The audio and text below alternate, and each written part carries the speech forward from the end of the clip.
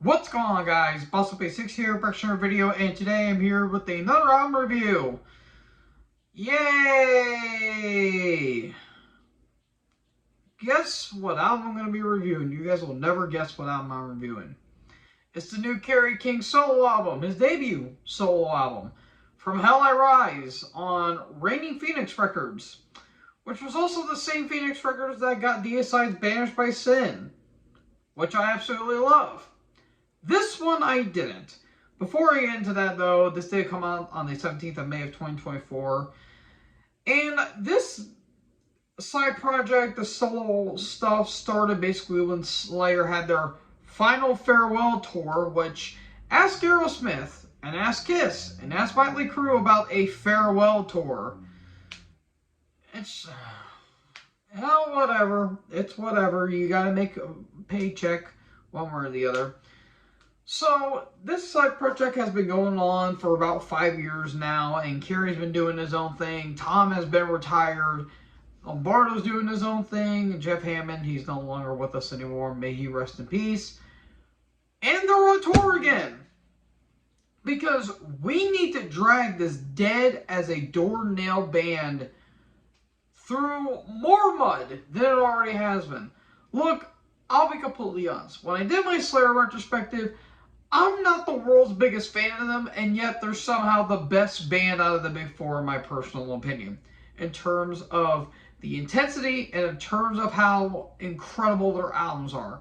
You know, Hell Awaits, Season of the Abyss, South of Heaven, Rain of Blood, some of the best albums of the 80s and a little bit of early 90s.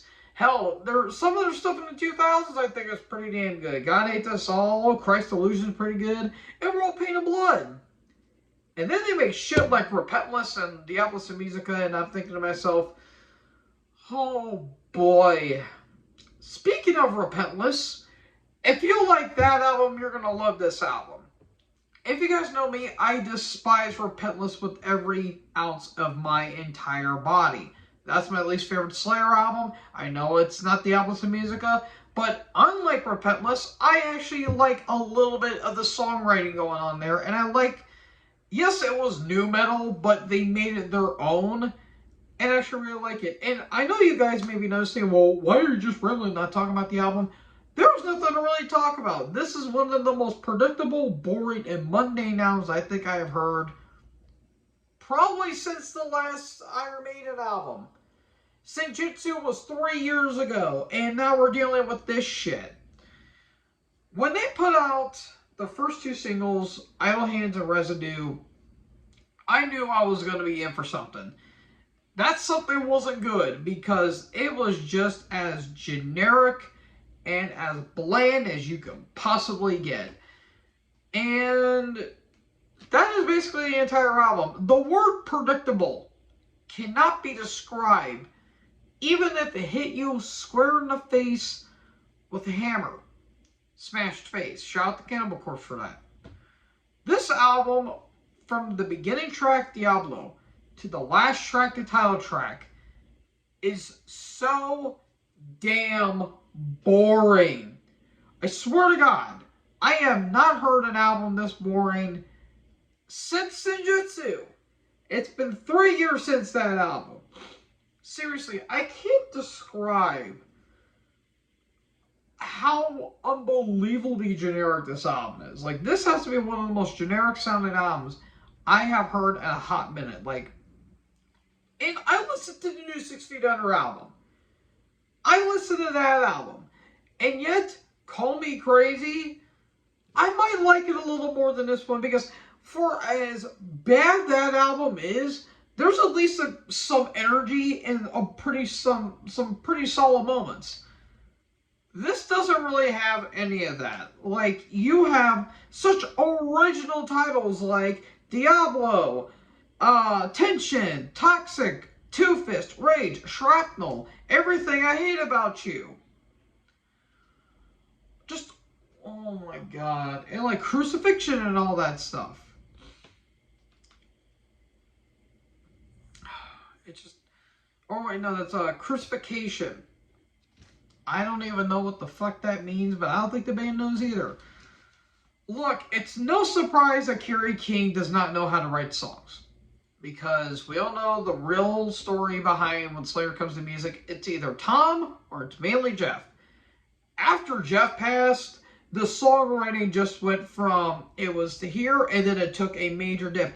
They even had Gary fucking Holt of Exodus, who is one of the best lyric writers of all time, and not just in thrash metal, but in metal as a whole, and they put him on a leash for Repentless. It's just the fact that there was nothing interesting about this album. Literally nothing interesting. And call me a hater, I don't give a shit. Bring on the hate mail because I know I'm going to. And you're thinking to yourself, oh, you didn't give this album a chance. You're just doing this based off of the reviews you saw. Folks, I gave the singles and this album a big chance to do something. And that's why you're getting this video. Because I honestly was thinking about not reviewing it. But I'm like, you know what? Screw it. You can't knock something if you haven't heard or seen it before. And I kind of wish I didn't hear this album, because honestly, you could have heard this album and literally missed nothing. Or you could have skipped this album and literally missed nothing. There's a couple decent moments here and there, but it's few and far between. I'll talk about the personnel. Of course, you have Kerry on guitars. On other guitars, you have Phil Demo, formerly of Violence and Machine Head. Solid guitarist. Kyle Sanders, who's the bassist of Hell Yeah. Solid bassist. Mark from Death Angel, I think is a criminally underrated vocalist. And my opinion, might arguably be the most underrated thrash drummer of all time, Paul Bosaf, formerly of Slayer, Testament Forbidden, and a litany of other projects that man has been in. I feel like does not get his flowers, because I think that dude is a phenomenal drummer. And to be fair, he does pretty solid on the drums here. And I'll give the album credit. Production is pretty solid, even though it's pretty meat and potatoes for a good majority of the album. How about them riffs? They are just thrown together. And once you hear one riff, you basically heard them all. It feels like the variety was like slim to none here. Like, you do have some kind of like punky moments on Two Fist, but it just doesn't do anything. It's got like a bit of a hardcore vibe to it, but it just doesn't do anything. And not to mention, this album is a bit too long for what it's going for. This is 67 minutes. 67 minutes. Oh, I am tired, guys. I am really, really, really tired because I'm doing 10-hour shifts because summer. Hooray! 67 minutes. Jesus Christ. I would have probably quit after 45. This is like 46 minutes. It's 13 tracks where nothing's really going on. 3 of them are barely over... 3 of them are not even 2 minutes. And it's just like, why? Like, you could have cut Diablo, Everything I Hate About You, and Tension, and you really wouldn't miss this album. You could have cut this album off entirely. You really wouldn't miss anything. That is how bland this album is. And another shot at this album. The artwork looks like fucking trash. That album artwork is terrible. In fact, give me 1 second. If I can find it, it is right here. I found it. It looks exactly like the new Deicide album artwork. It looks exactly like this, but somehow a little bit better, because that's how bad this album artwork is. And again, why didn't you do on the backside? But I'm just rambling at this point, because, folks, I'll be completely honest, I had no interest in this album, and this album had no interest in me, so it kind of balances it out, essentially. So yeah, Kerry, you keep dragging this band through this band's name into irrelevancy. More power to you. I'm going to go listen to the good stuff. If I'm going to listen to Slayer, I'm going to listen to Slayer. The good Slayer. Not whatever the hell this is. I'll give it a fair grade. I'll give it the benefit of the doubt, but I ain't going to be too pretty with this. I'm going to give this a 2-star. I was thinking about giving it a 1 3/4 stars, but life's too short at this point, man. And I know I didn't really talk about the album that much because there was really nothing to talk about. Like, honestly, there was really nothing about this album that really did nothing, that did anything for me.